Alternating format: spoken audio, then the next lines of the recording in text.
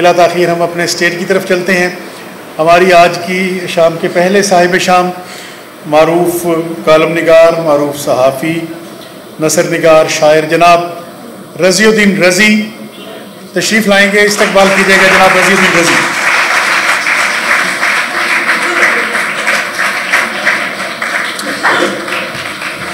बरादरम सज्जाद जहानिया, मोहतरम अनवर जमाल साहब, बरादरम फ़याज़ आवान, रफ़ीक कुरैशी साहब, बज़्म अहबाब के तमाम दोस्तों, तमाम असातिज़ा मेरे यहाँ मौजूद हैं, जिनमें सबसे पहला नाम अगर मैं लूँ यहाँ इस वक्त तो वो जब्बार मुफ्ती साहब हैं और उनके साथ आमिर फ़हीम साहब हैं और अनवर जमाल साहब हैं। ये वो सब असातिज़ा हैं मेरे कि जिन्होंने सहाफ़त के इस कारज़ार में मुझे उंगली पकड़कर चलना सिखाया।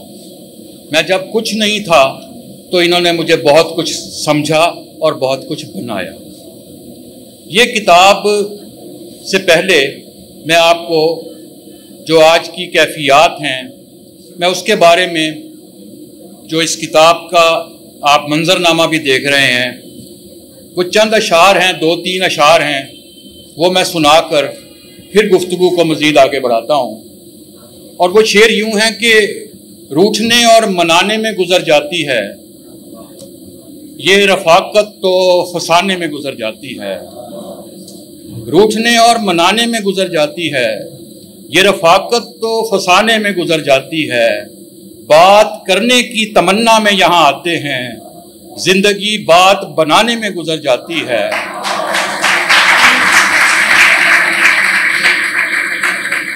रूठने और मनाने में गुजर जाती है, ये रफ़ाकत तो फसाने में गुजर जाती है। बात करने की तमन्ना में यहाँ आते हैं, जिंदगी बात बनाने में गुजर जाती है। जिस तरफ कोई बिछड़ता है यही उम्र तवील उस तरफ लौट के जाने में गुजर जाती है। चाहे एक पैराग्राफ इस किताब में से पढ़ूंगा जो इसका पेश लफ्ज़ है और उसमें इस किताब का, जिसे मैं कहूँ कि लुबे लुबाब इस किताब का, बाकी बातें तो सब दोस्तों ने की हैं, कि ये किताब आपको बहुत कुछ बताएगी। कौन कब प्रोफेसर बना, कौन कब रिटायर हुआ, किसने कब डॉक्टरेट की डिग्री हासिल की, किसकी किताब कब और कैसे शाये हुई, माजी में कौन किसका दोस्त था और किसका दुश्मन, कौन तरक्की पसंद था कौन रिजत पसंद, किसने कब चोला तब्दील किया और मौका परस्त करार पाया, आमरों की कासा लेसी करने वालों ने कैसे जमहूरियत बहाल होने पर अपनी कुर्बानियों की फहरिस्तें तैयार की और एवार्ड के लिए इरसाल कर दी। ये सब आपको इन कालमों में पढ़ने को मिलेगा। हर अहद में मफादात हासिल करने वालों के चेहरे भी आपको नुमाया नजर आएंगे।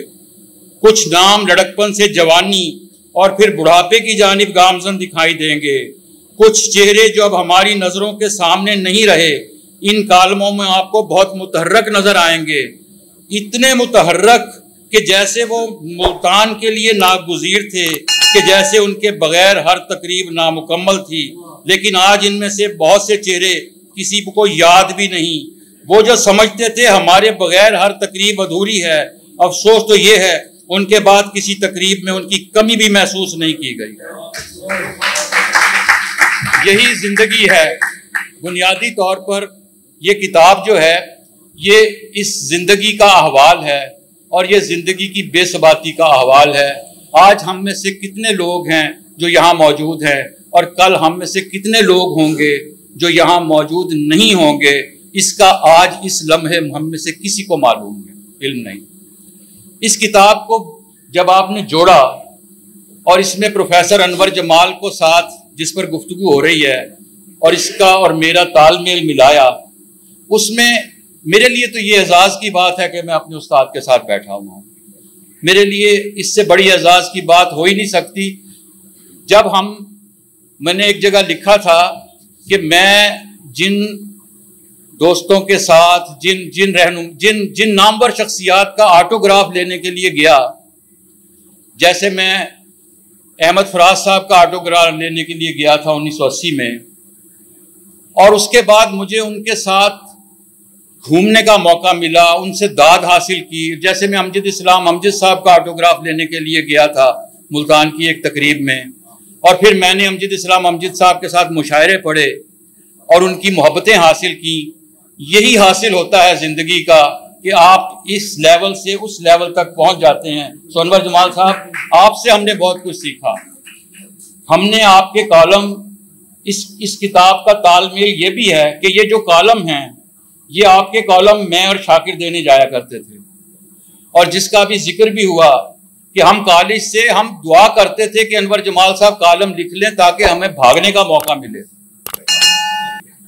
और शाकिर और मैं इस कॉलम को पढ़ते थे, साइकिल रोक के पढ़ते थे किसी जगह कि यार एक दफा पढ़ते लइए, इन्होंने लिखिया की है, फिर क्या साडा जिक्र तो फिर भी नहीं किया।